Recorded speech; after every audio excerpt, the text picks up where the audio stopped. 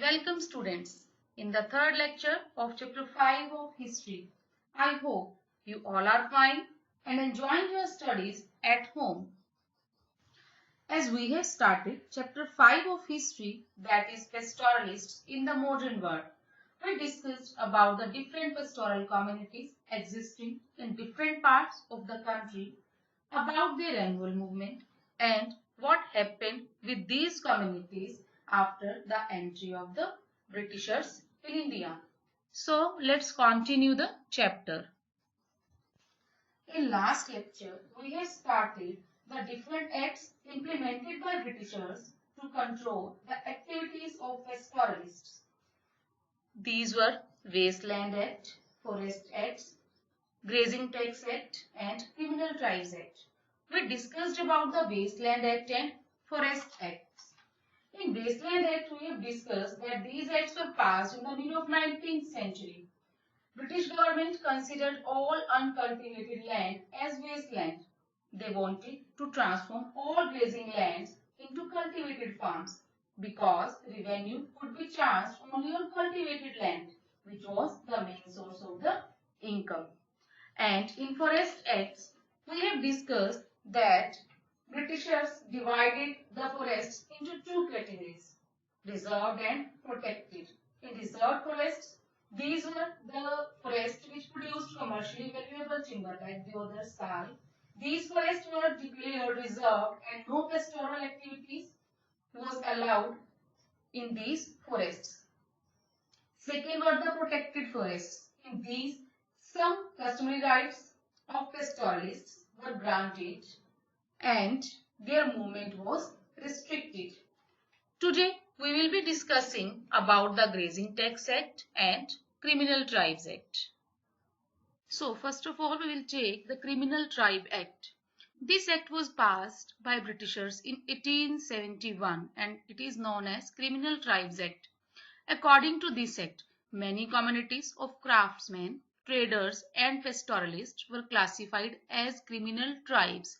They were stated to be criminal by nature and birth. Let us see why Britishers passed this act. Reasons to introduce Criminal Tribe Act. Britishers were very suspicious and distrusted about these nomadic people and craftsmen and traders who hawked their goods in village and who changed their places of residence. Actually, Britishers wanted to rule over a settled population because a settled population was easy to identify and control. They wanted the rural people to live in villages in fixed places with fixed rights on particular fields. According to them, settled people are peaceful in nature and law-abiding, but the conditions of nomads not allowed them to stay a particular place. According to the climatic changes, they need to move with their cattle from one place to another place. So, in the process of movement from one place to another, they had to travel. But as the conditions applied by the Britishers, they were not allowed to move. So, Britishers brought Criminal Tribes Act in 1871. By this act, many communities of craftsmen, traders and pastoralists were classified as criminal and they were not allowed to move from one place to another place. So let us see what were the impacts of Criminal Tribe Act on the lives of pastoralists. Impacts of Criminal Tribes Act on the lives of pastoralists.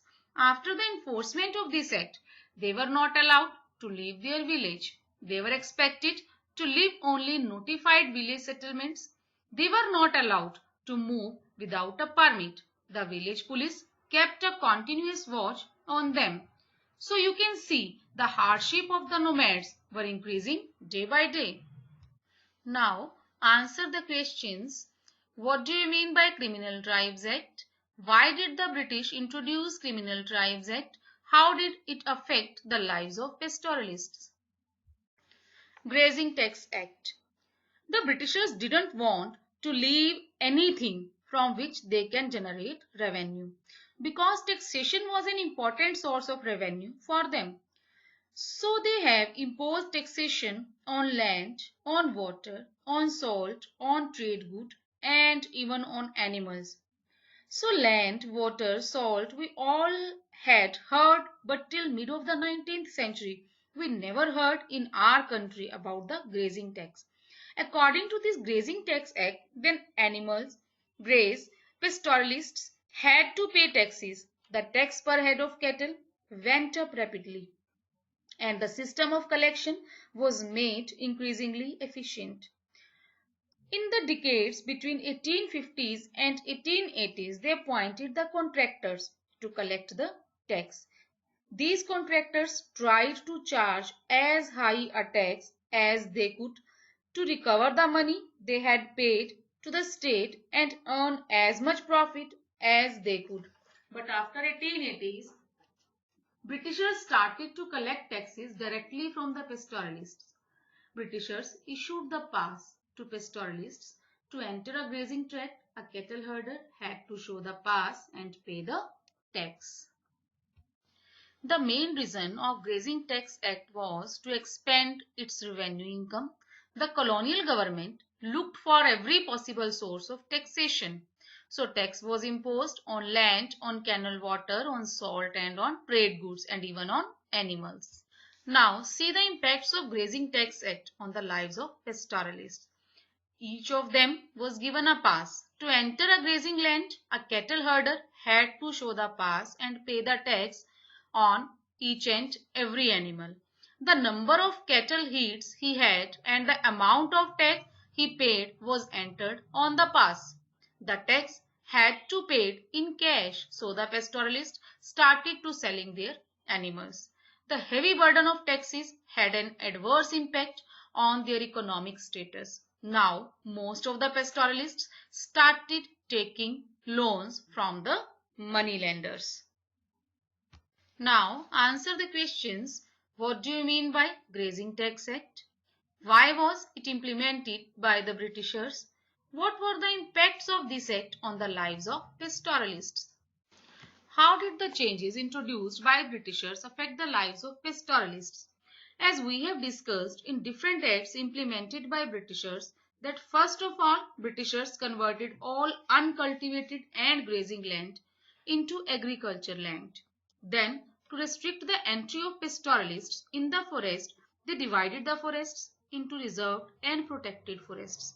After that, to ban the movement of pastoralists from one place to another, they implemented the Criminal Tribes Act, and at last they started to collect tax on the grazing of their cattle under Grazing Tax Act. Now, what were the impacts of these changes on the lives of pastoralists? When grazing land were taken over and turned into cultivated fields, the available area of pasture land declined. Similarly, the reservation of forests meant that shepherds and cattle herders could no longer freely pasture their cattle in the forests.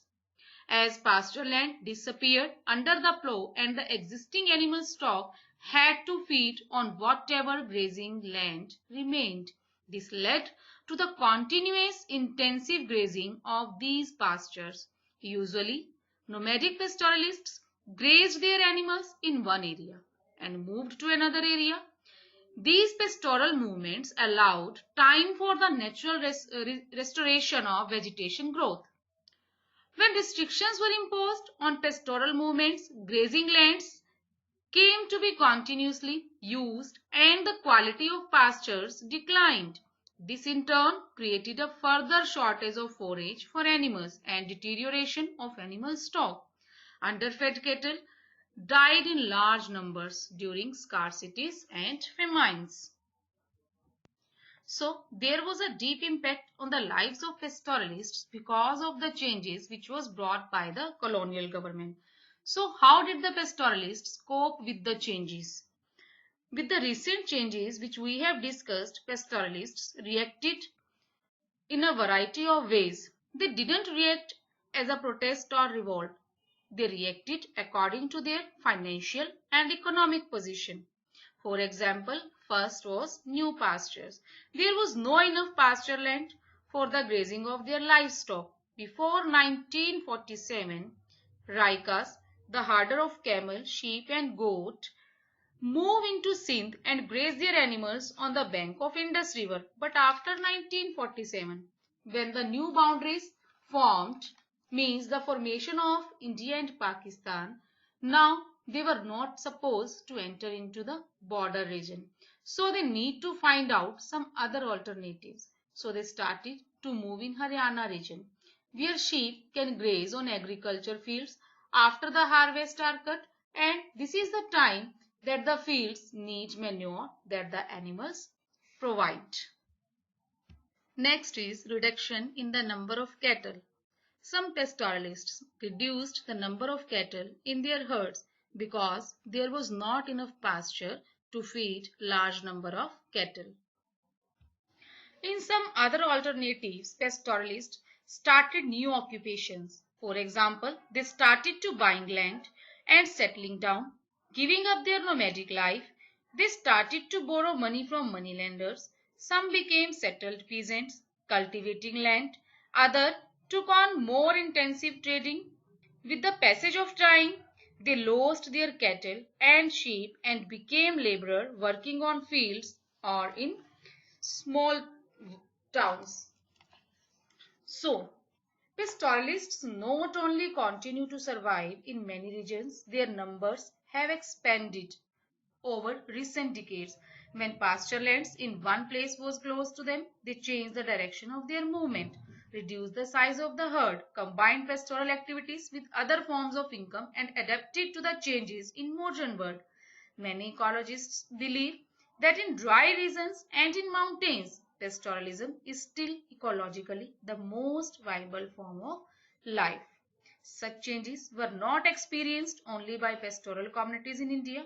In many other parts of the world, new laws and settlement patterns forced pastoralist communities to alter their life. Except in India, there are other parts of the world where pastoral communities exist. Now, after discussing about the pastoral communities of India, we will move in the other parts of India. So, in next lecture, we will be discussing about the pastoral communities in Africa. Now, answer the questions. How did the pastoralists were affected by the changes brought by colonial rule? How did the pastoralists cope with the changes brought by the colonial rule? Dear students, in this chapter, we are supposed to discuss the lives of pastoral communities in India and in Africa. Now we have completed the first part, that is, we have studied about the lives of pastoralists in India. In next lecture, we will be discussing about the lives of pastoralists in Africa. Till then, do the assignments related to this part in your fair notebook and revise it properly. Stay home, stay safe. Thank you.